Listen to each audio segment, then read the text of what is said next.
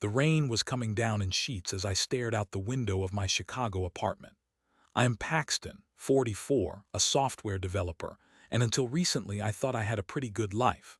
A steady job, a comfortable home, and a wife, Livia, who I adored.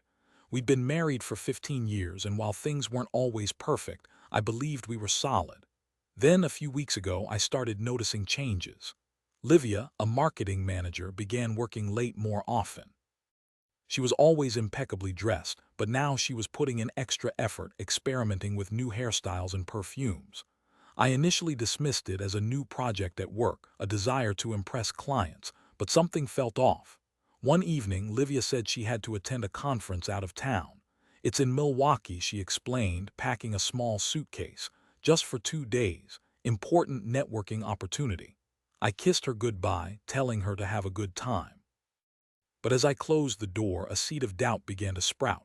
Milwaukee? Why Milwaukee? It seemed like an odd destination for a major marketing conference. That night I couldn't shake the feeling that something was wrong. I tried calling Livia, but her phone went straight to voicemail.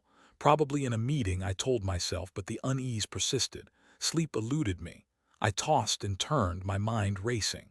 Finally, around 2 a.m., I got up and went to her home office. I knew I shouldn't, but I couldn't resist the urge to check her emails. It felt like a violation, but I needed to know. Her computer was still logged in. My heart pounded as I clicked on her email icon. The inbox was full of work-related messages, but then I saw an email from someone named Jasper with the subject line, "Can't wait to see you." My hands trembled as I opened it. The message was short but explicit, detailing their plans for the weekend. "Milwaukee will be unforgettable," it read. "I've booked us a suite at the Pfister. Get ready for some serious fun." The world seemed to tilt. My vision blurred. I read the email again and again, hoping I was misinterpreting it, but the truth was undeniable. Livia was having an affair, and she was in Milwaukee not for a conference but for a rendezvous with another man. A wave of nausea washed over me. I stumbled back, knocking over a stack of papers. The sound echoed in the silent apartment. I sank into her chair, my head in my hands. How could she do this? After all these years, how could she betray me like this? I spent the rest of the night in a daze, replaying our life together in my mind. The holidays, the anniversaries, the quiet evenings at home. Were they all a lie? Had she been faking it the entire time? As dawn broke, I made a decision. I couldn't confront her over the phone. I needed to see her face, to hear her explanation. I booked a train ticket to Milwaukee. The train ride was agonizing. Every mile felt like a fresh stab wound. I imagined Livia and Jasper laughing, holding hands, sharing intimate moments. The thought made my blood boil. I arrived in Milwaukee in the late afternoon.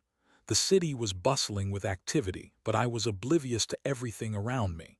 I hailed a cab and gave the driver the address of the Pfister Hotel. As we pulled up to the grand entrance, I felt a surge of adrenaline.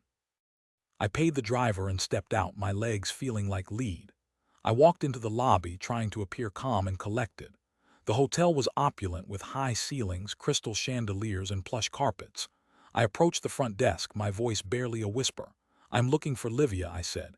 "She's checking in today." The clerk typed something into the computer. "Yes, Mr. and Mrs. are in suite 702, she said, smiling politely. Mr. and Mrs. The rage inside me threatened to explode. I forced myself to remain calm. "Could you please direct me to the elevators?" I asked. She pointed me towards a set of elevators near the back of the lobby. I walked over, my heart pounding in my chest. I pressed the button for the 7th floor and waited, my hands clenched into fists. The elevator doors opened and I stepped out into a quiet hallway. I walked towards suite 702, my footsteps echoing on the carpet. I paused outside the door, took a deep breath, and knocked. Silence. I knocked again, louder this time. After a moment, the door opened. Livia stood there, her eyes wide with shock. She was wearing a silk robe, her hair slightly disheveled. Behind her, I saw Jasper standing in the middle of the room, shirtless. Time seemed to stop. The air crackled with tension. "Paxton," Livia stammered, her face paling.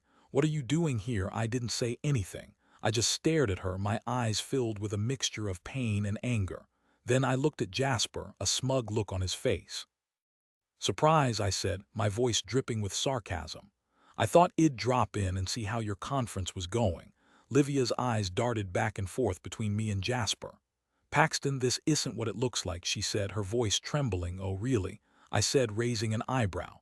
"Because it looks exactly like my wife is in a hotel room with another man." Care to explain? She opened her mouth to speak, but no words came out.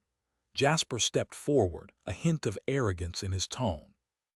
"Look, Paxton, this is between Livia and me," he said. "You should just leave, that was it." Something inside me snapped. I lunged at Jasper, grabbing him by the collar. "You stay away from my wife," I growled, pushing him back into the room. He stumbled, trying to regain his balance. Livia screamed, trying to pull me away, but I was beyond reason. I punched Jasper in the face, sending him sprawling onto the floor. "Paxton, stop it!" Livia cried, grabbing my arm. "You're going to get us arrested." I ignored her, my focus solely on Jasper. I straddled him, raining down blows. He tried to defend himself, but I was fueled by rage. Finally, Livia managed to pull me off him. I stood there panting, my knuckles bruised and bleeding. Jasper lay on the floor, his nose bleeding, his eyes filled with fear. "Get out," I said to Jasper, my voice low and menacing. "Get out and never come near my wife again."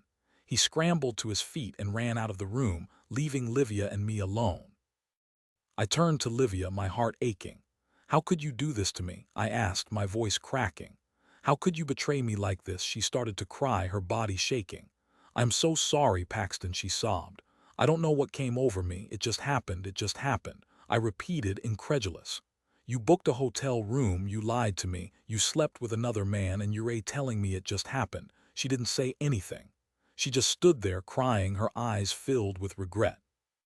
I looked around the room at the remnants of their tryst, the champagne glasses, the scattered clothes, the lingering scent of perfume. It was all so sordid, so pathetic. "I'm done, Livia," I said, my voice flat. "I can't do this anymore. I am leaving." I turned and walked out of the room, leaving her standing there, alone and broken. I spent the next few months in a haze. I moved out of our apartment and into a small studio downtown. I threw myself into my work, trying to forget about Livia and the betrayal. The divorce was messy. Livia tried to argue that it was my fault, that I had driven her into Jasper's arms. But I had the emails, the hotel receipts, the undeniable proof of her infidelity. In the end, she didn't get much. The judge saw through her lies and awarded me a fair settlement. But the money didn't matter.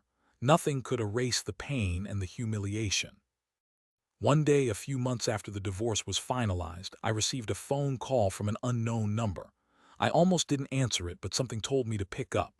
"Hello?" I said. "Paxton, it's Livia," the voice on the other end said, sounding weak and strained. My heart sank. "What do you want, Livia?" I asked, my voice cold. "I need your help," she said, her voice trembling. "I am in trouble." I hesitated. After everything she had done, I didn't owe her anything. But a part of me, the part that had once loved her deeply, couldn't turn away. "What kind of trouble?" I asked. "It's Jasper," she said. "He's been harassing me, stalking me. He won't leave me alone." I felt a surge of anger. "That sleazy bastard." "Why don't you go to the police?" I asked. "I can't," she said. "He's threatened to expose some things about me, things I don't want getting out." I sighed. "What do you want me to do, Livia?" I asked. "I need you to talk to him," she said. "Tell him to leave me alone.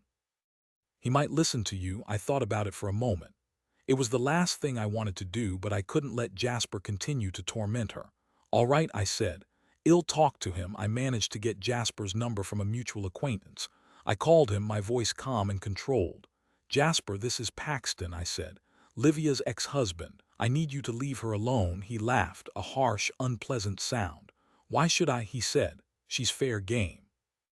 "Because if you don't, I'm going to make your life a living hell," I said, my voice hardening. "I know things about you, Jasper, things you don't want the world to know. I'm not afraid to use them." There was a moment of silence. Then Jasper spoke, his voice laced with venom. "You think you can scare me, Paxton," he said. "You have no idea who you're dealing with." "I know exactly who I am dealing with," I said. "A pathetic, insecure man who preys on vulnerable women. Leave Livia alone, Jasper, or you'll regret it." I hung up the phone. I didn't know if he would listen, but I had done what I could. A few weeks later, I received another phone call from Livia. This time, her voice was filled with relief. "He's gone, Paxton," she said. "He's finally left me alone. Thank you." I didn't say anything. I just hung up the phone. I didn't want her gratitude. I didn't want anything to do with her. I never saw Livia again. I heard through mutual friends that she had moved to another city trying to start over. I hope she finds happiness, but I know that I can never forgive her for what she did. The scars of her betrayal will always be with me, but I am moving on. I am learning to trust again. I am finding happiness in new experiences, new friendships, and new possibilities. Life is too short to dwell on the past. It's time to embrace the future, whatever it may hold.